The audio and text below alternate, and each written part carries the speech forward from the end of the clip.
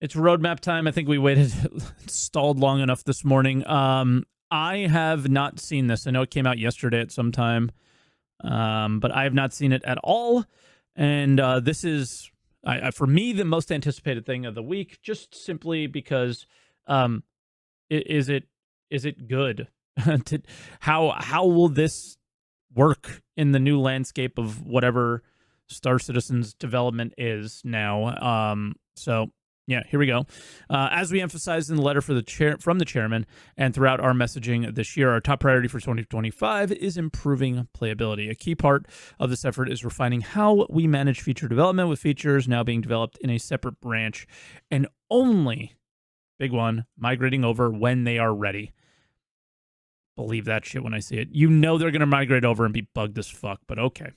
In a recent episode of Inside Star Citizen, we shared our commitment to delivering more content patches more frequently because these updates are highly narrative driven. Highly narrative driven, by the way.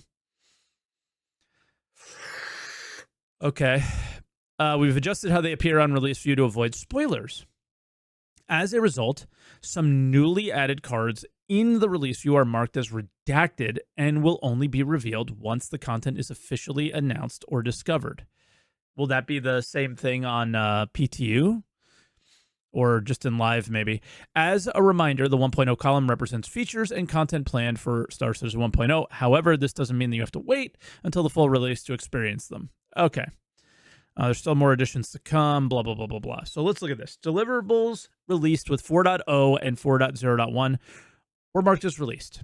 Meanwhile, a new event, Supplier Die, has been added for 4.0.2 and marked as committed. Okay. A new 4.1 column, so now it's not 4.0.3, it's 4.1 that is coming next, I guess, has been added to release view, highlighting some of the major deliverables that will release in the 4.1 patch cycle. Oh, here we fucking go. In 4.1 or subsequent patch point updates. So they're already, yeah, I don't like this, but that's okay. Because it'll stretch out and then they'll come to the point where they're like, you know what, and then we'll just take it out. And then whatever's in here may not happen. First thing is a mission giver. What? Redacted mission giver. A new mission giver enters the verse, bringing fresh opportunities for players to explore. What about the ones that we had and making them work? I'm confused by this one. Like, what happened to Clovis? Like, what happened to all these people? Why do we need a new one? I'm excited, but why do we need a new one? Redacted mission giver location, a specially designed location to host our latest mission giver, offering a new hub for players to engage in these opportunities. Okay. A redacted sandbox activity, a new open-ended activity blending on-foot exploration with aerial support, creating sandbox gameplay opportunities for daring teams.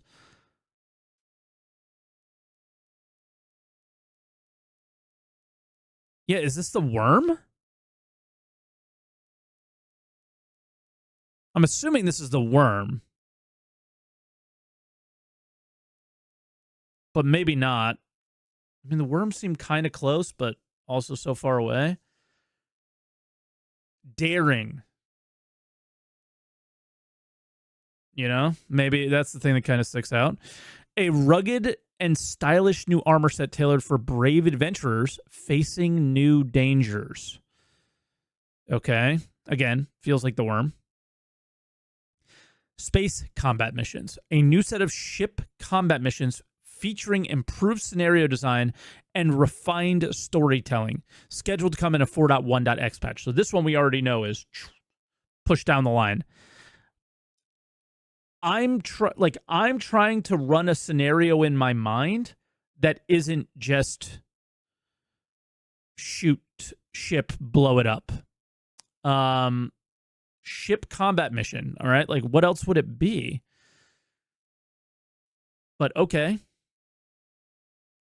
It's new mining gameplay. I don't think ship combat falls under mining, but yeah, this one's interesting.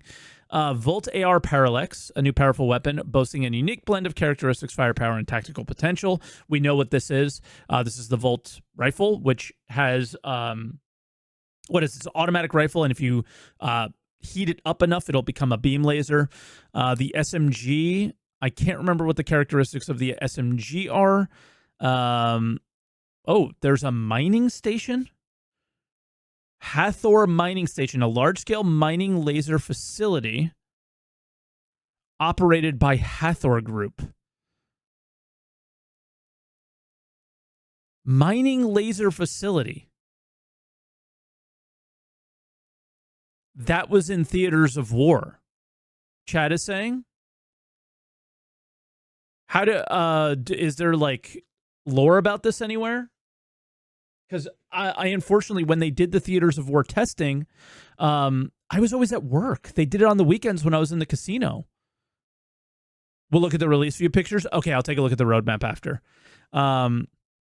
Hathor ground alignment stations. Strategically placed Hathor-operated outposts provide key infrastructure and sandbox gameplay opportunities for planetary operations. So is this giant laser that shoots down on planets or something? Yeah, I want to learn more about this, I guess. And then things added to the Star Citizen 1.0 column are honestly not worth paying much attention to, but we can scroll through them quite quickly. Control surfaces, which is like aerodynamic flight. Quantum boost, which is the new quantum system that hopefully is happening. Item misfire and wear. Something they showed at 2023 SitCon. Fire hazard, they've been showing it forever. Charge and drain, not really shown, but only talked about. Life support, same thing, shown a little bit at 2023 and beyond in ISCs. Engineering gameplay, same stuff, we'll see. The solar flare, we've seen it come and go. One of the greatest clips of all time from Trachi Sanchez in VR getting solar flared, right? Vehicle radar and scanning rework, tons of stuff in monthly reports about it, but nothing in terms of the actual game. Pictures in mod chat for me. Are they from the roadmap, Frosty? Because I'm going to look at the roadmap section. If they're separate pictures, I'll just they're from the roadmap, then we'll just look at the roadmap, and if I need the extra, but thank you.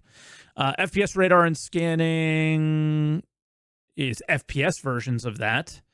So implemented first-person radar and scanning gameplay, improving situational awareness and bringing new tactical gameplay. It's literally wall hacking from what we saw at CitizenCon 2023, and nobody liked that.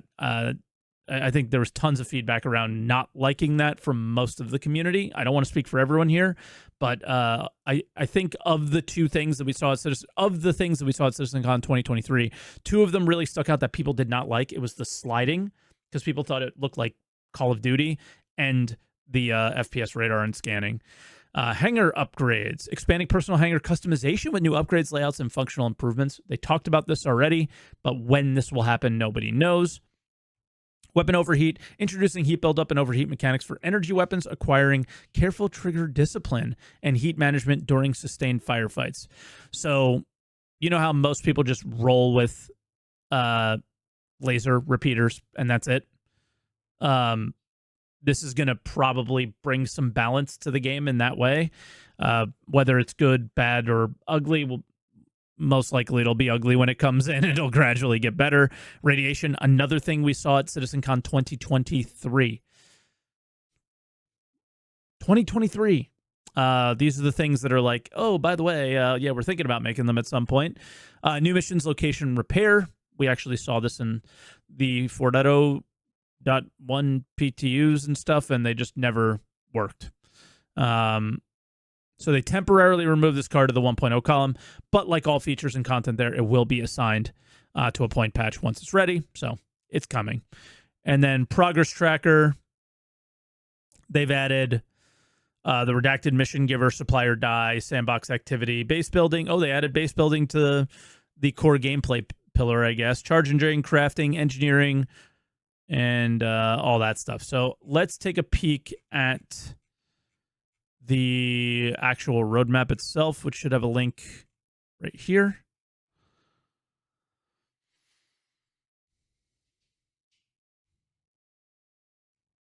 And now we have all the new stuff in 4.1. So most of it's going to say redacted.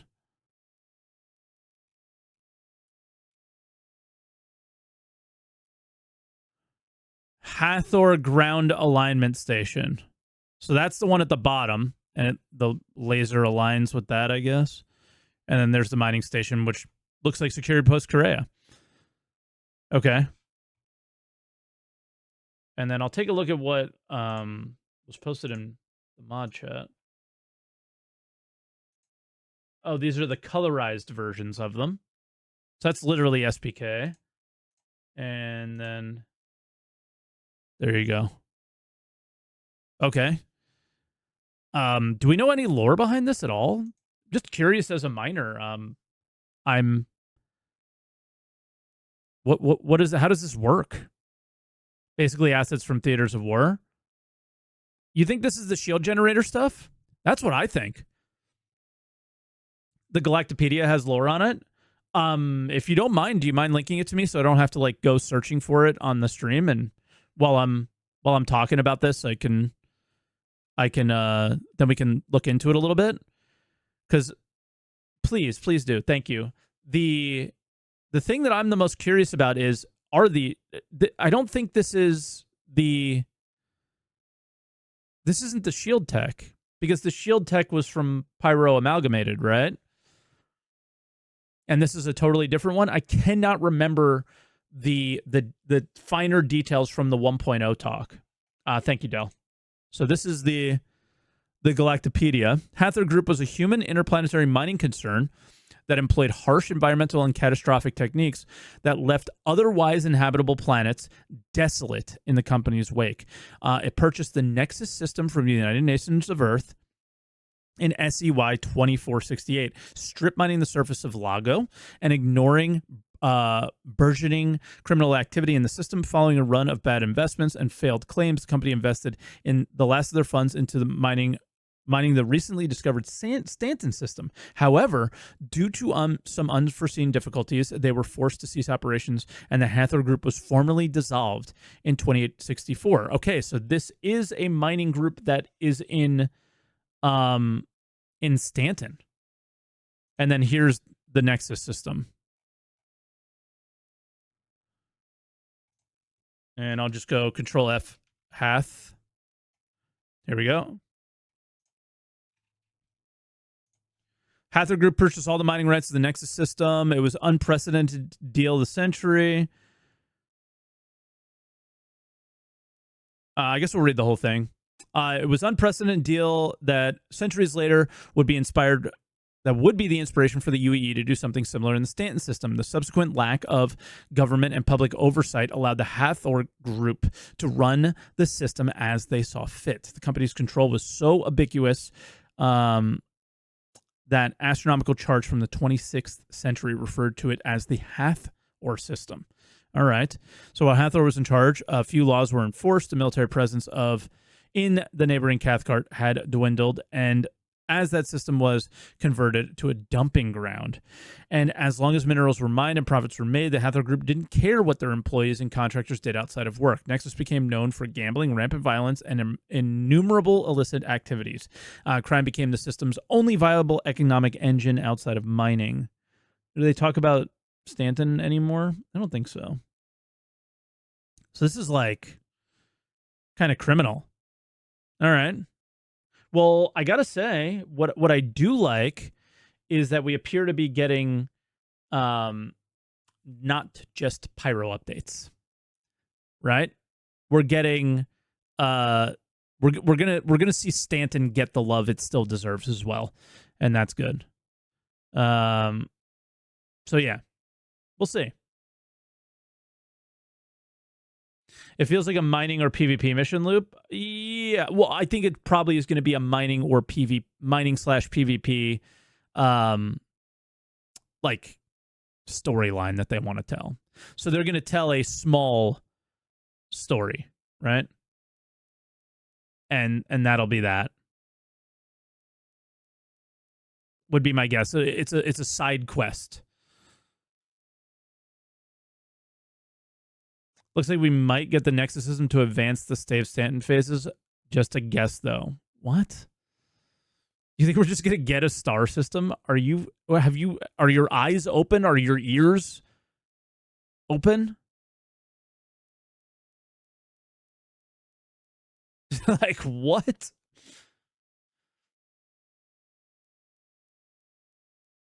Yeah, 1.0 cards are just everything, but this isn't a 1.0 thing, is it? Was this thing a 1.0 thing? No. This is a release view thing. This is a 4.1 thing. So that's why we're talking about it. Yeah. But I don't think it is here. Let's quickly just scroll around a little bit on the Star Citizen YouTube page, because I don't think this is going to play into any sort of the planetary shield tech in Pyro. That's what I was thinking when I first read it. Where is our 1.0? Star Citizen 1.0.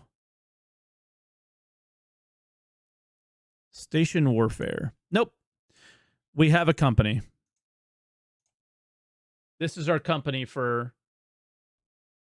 I'm blocking it. Hold on. Let me close my camera for a second. Seal Defense Tech. So that's the company that will be doing the shield stuff, not the Hathor group. So anyone who feels that this is the shield tech, it is not. It is some storyline that they're going to tell in Stanton. Maybe the A story, B story thing that they were talking about. So, okay, that's pretty cool. Kind of exciting. I think that they're just trying to do what they can with what they have. And that's that. Progress tracker, I don't care about the progress tracker. If you can give me a real reason to care about the progress tracker, I will. But the progress tracker is a bunch of lines that mean absolutely nothing to the progress of Star Citizen, what's coming, when it's going to be done, who's basically who's working on it is all you know. But you don't really know anything about who's working on anything. I don't find the progress tracker valuable at all. I never did, and I don't think I ever will. I find the only valuable thing is what's coming next, not these random things that are happening in the background. Just go look at the progress tracker and go look at things a year ago. How many of those things happened? Right? Was it indicative of progress? No. I don't think it really was that much. Right? So I have a hard time with the progress tracker. I do think if you go to like the Shiny Tracker website or whatever from Shiny Hobo, I think he's able to like pull more information from the progress tracker than we can see, and he usually is able to tell us a little bit more about what's going on. But at the same time, I don't Stratham, thank you. I don't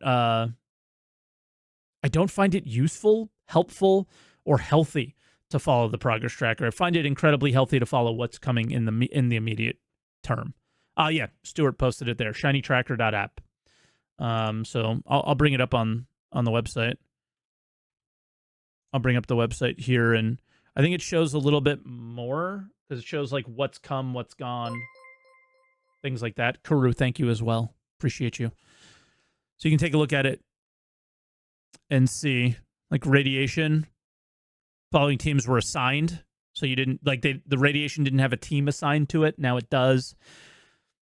So it's a little bit easier to follow because the progress tracker is really poorly laid out, very difficult to follow. So if you are interested in it, this is something I would definitely check out.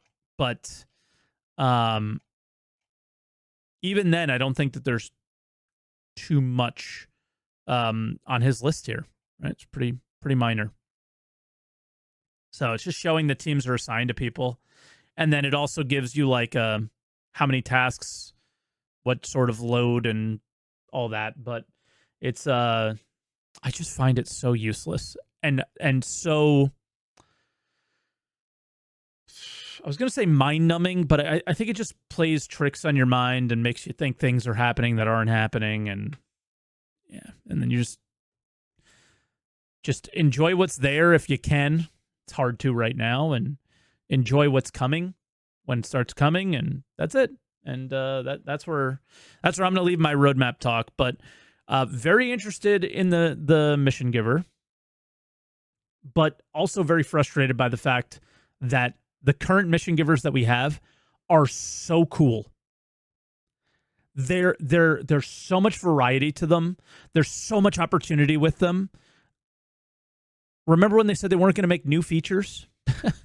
You have the opportunities to fix the old ones. Like, I want to know so much more about Clovis and what he's all about. And oh my God, who's the guy in Grimhex, right?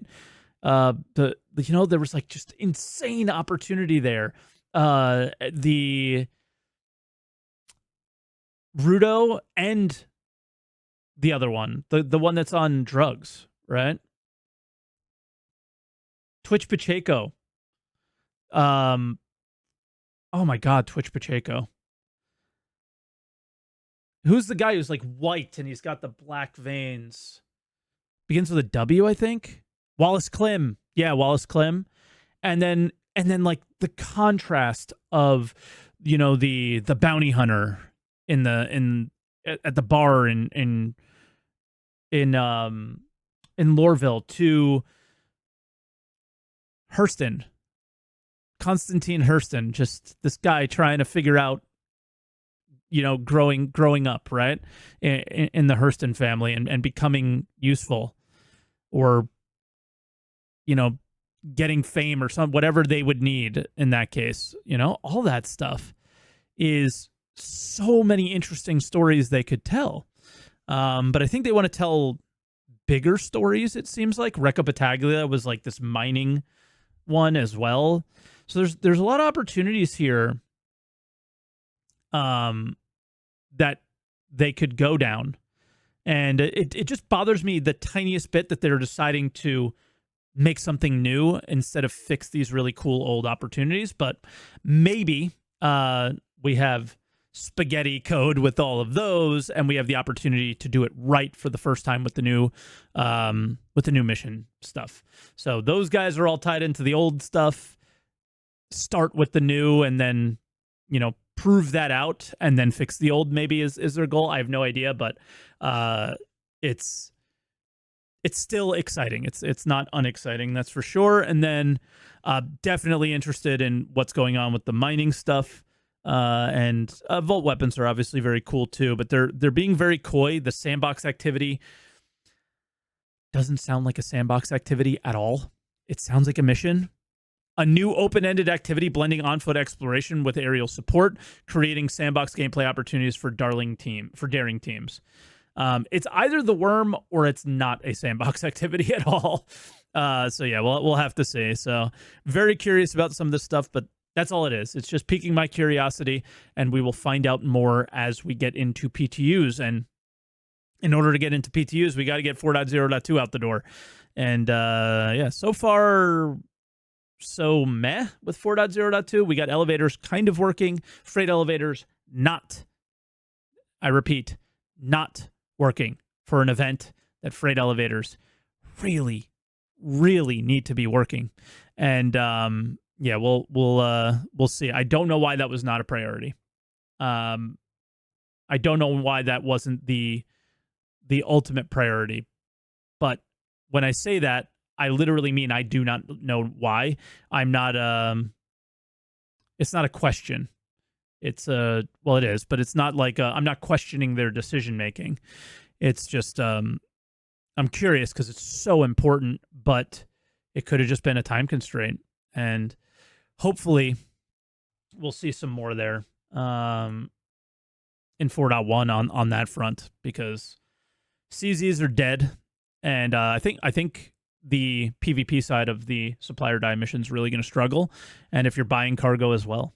So the miners and salvagers are probably going to win out pretty much in this one, and then maybe pirates. But yeah, if you're doing it using freight elevators at outposts, good luck. I don't know how this is going to work. It doesn't even work in a PTU with like 5 people on it. How's it going to work in a PTU with 600 or in a live with 600?